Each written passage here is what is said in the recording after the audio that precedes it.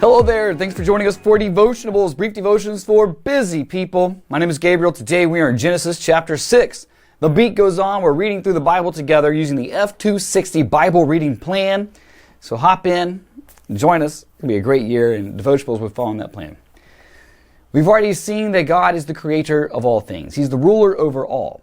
He creates in Genesis chapter 1, and we see this orderly creation. Day. It was good. He creates, as the pinnacle of creation, human beings, Adam and Eve. Sad news in chapter 3, they sin.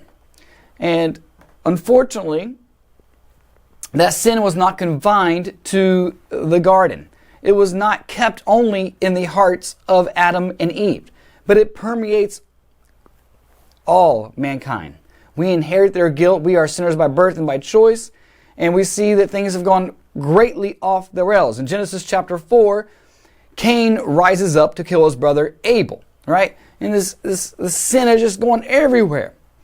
In Genesis chapter 5, it's the death chapter. Because of sin, the wages of sin, the Bible tells us, is death. And so we just see death after death. The people they lived their lives, they died, right? And that's all that we kind of come up against.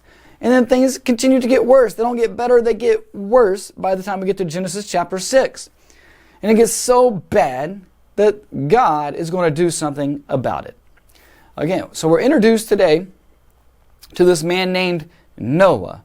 But again, the main character in this story is not Noah.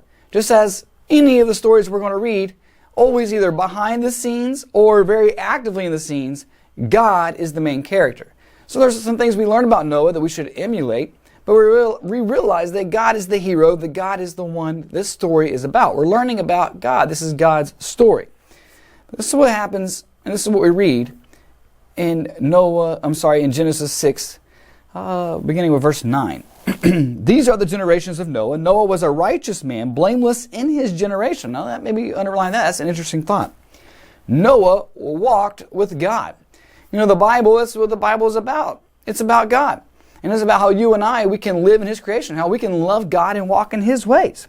Noah walked with God. We read earlier in the story, in the genealogies popping out there, that Enoch was a man who walked with God, and he was no more. So here, Noah walked with God as he lives by faith.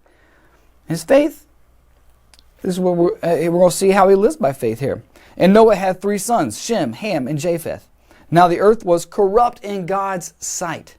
You know, so many things, people, well, let's just look over. What's the big deal? Well, God is the creator and the ruler of everything. Everything He made. He has a standard. He has rules, laws that we should obey. We need to live how He has told us to live. He has set the design. He tells us how the game is to be played. And so in His view, human beings were falling short. Right? They're sinners.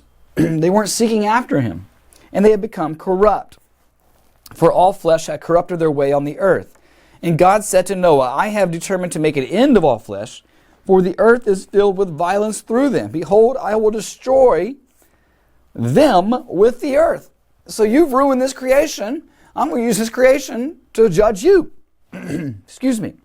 Make yourself an ark of gopher wood. Make rooms in the ark and cover it inside and out with pitch. So, and as you've been reading, you know this it's a familiar story, well-known story, the story of Noah from Genesis 6 to Genesis 9. But what is God doing here? Again, this is telling us about God. God will not tolerate sin. Sin must be punished. Sin must be judged. And it also shows us that God is merciful, that He, for the righteous, and the righteous are righteous by faith. It's not that Noah was perfect. It's not that Noah didn't sin. In his generation, he was righteous. He walked with God. He lived by faith. And so the Lord brings salvation. Build an ark.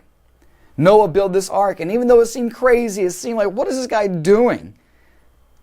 He lived as a heralder, a proclaimer of righteousness. By the way he lived, undoubted by the conversations he had, and his faith in God. And so this tells us about God. 1, that He will judge.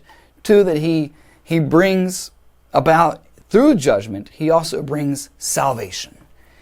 And so we look to God. We look to Christ, who is our ark, right? The story is about God and what He is doing. And He is faithful to His promises. So he could have just, all right, I'm done with this. Clearly did not work out. I'm done with these folks. But instead, he does bring judgment, but he brings salvation through judgment for his glory, as Jim Hamilton says. And it sets a pattern for us of things to come. And so, Genesis chapter 6 and 9. Enjoy it, be blessed, and let God's word bless you richly.